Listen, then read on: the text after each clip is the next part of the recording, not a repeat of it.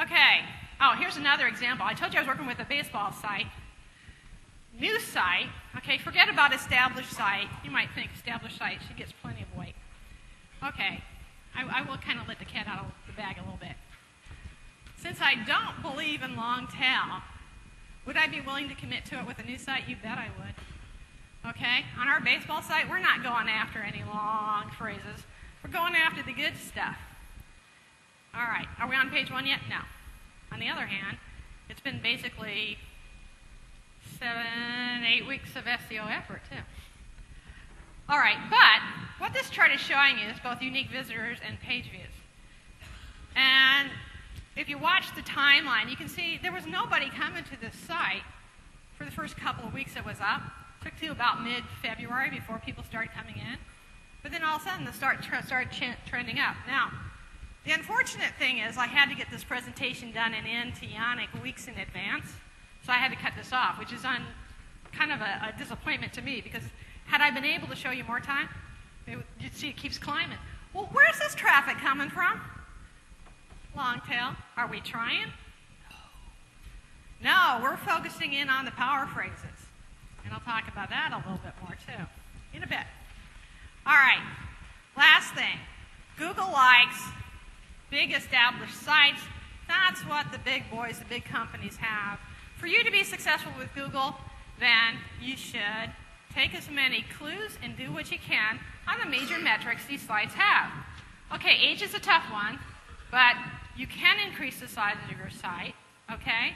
If you're an information type site, tons of content. If you're in hard goods e-commerce, as I am, a lot more products. This is not that hard to do. It's the little things we do on a regular basis that makes a big difference. Okay, also, you want to try to get as many backlinks from authority sites as you can. I've already told you, I've given you a handout, and there's even more to come on that issue in a little bit. So, what are the specific techniques I'm using today? I mean, it's nice for me to talk about the trends, but what can you do to start making a big difference? And we're going to talk about three things that you can do that will make a big difference for you. Okay, first thing, you want to get links to your interior pages. We talked about the value of deep linking and the deep linking ratio.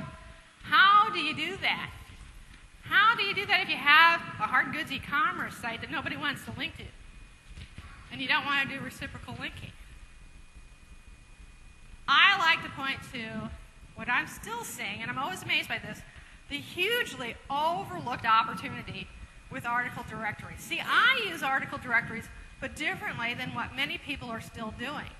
I'm not worrying about getting an article picked up 50 times, 100 times, 1,000 times. In fact, I'd be happy if nobody picked up my article.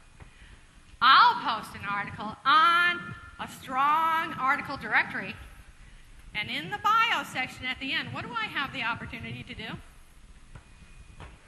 Three links. They don't care what page I'm pointing to. They don't care what page I'm pointing to, so I'm pointing to interior pages. All right? Now I've got an entire page on a strong site, all on the topic of my choosing, from which then I put in 3 links to the interior pages of my website, all on topic. Does Google love that? Yes, it does. Okay, this is easy. You guys should be doing this. I'm amazed at the major article directories. Sometimes I go through, like eZine articles, as an example. We'll always post like new articles on its homepage, which is kind of nice because MSN will pick that up the same day, by the way. That gives you goodness with MSN. I told you they were easy. All right. Sometimes I go through all the articles I've been posting a day, and I just go look at what somebody put in their bio section. I still find some articles where they're either doing nothing or they're doing www.mydomain.com. I'm like, oh my God. Now, some people have woken up a little bit, right? And they don't put www.mydomain.com. They make it a nice anchor text link. Okay, you know, my good stuff at mydomain.com, you know. They're getting a little smarter, but it's still pointing to the home page. All right? 3 different pages. You can hit 3 different pages with one article. You ought to be doing that. Okay, number 2. This is getting really important. Now, I'm going to almost sound like I'm going to contradict what I told you in the very beginning about reputation. But this is important with Google, and it's a Google thing.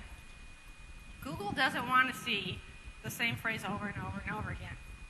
Right? Well, we already talked about how the Google bomb isn't working anymore. So you got to mix it up. Okay, and there's 2 ways you're going to mix up your link getting strategy. Okay, some of the links, I kid you not, are going to be throwaway links. Okay, they're going to link to your site, but they're not going to say anything other than say www.thegolfcollection.com. And you go, but Nancy, you told me not to do that. You told me to make sure I use some anchor text. Okay, I did, and I don't want you to do probably more than 10% of your links kind of in this dumb fashion. But think of it this way. The guys who developed the algorithm at Google are convinced that all this link exchanging should just be a natural process. We are constantly trying to unnaturally mimic a natural process. And so if I told everybody in this room to please send a link to thegolfcollection.com, which some of you maybe sit there on your website and go, http://www.thegolfcollection.com. Well, sure you would. Did I tell you to do anything different? No. Okay, so we're going to have some percentage that are just toss-away links.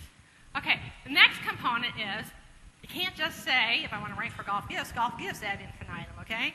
And I'm Google bombing. And my 10% toss-away links isn't going to be enough to save me. Now, I've heard some guys out there saying, oh, mix up your links. Like if you were selling shoes, you should do red shoes. The next link says blue shoes. Well, I got a problem with that. All those links are still saying shoes. Okay? What about the word footwear? A lot of guys out there in the SEO world like to talk about this latent semantic indexing. You know what I call it? Synonyms. Synonyms. You know, if I want to rank for golf gifts, how about presents for golfers? Okay, is that latent semantic indexing? Well, I guess it is, or it's synonyms.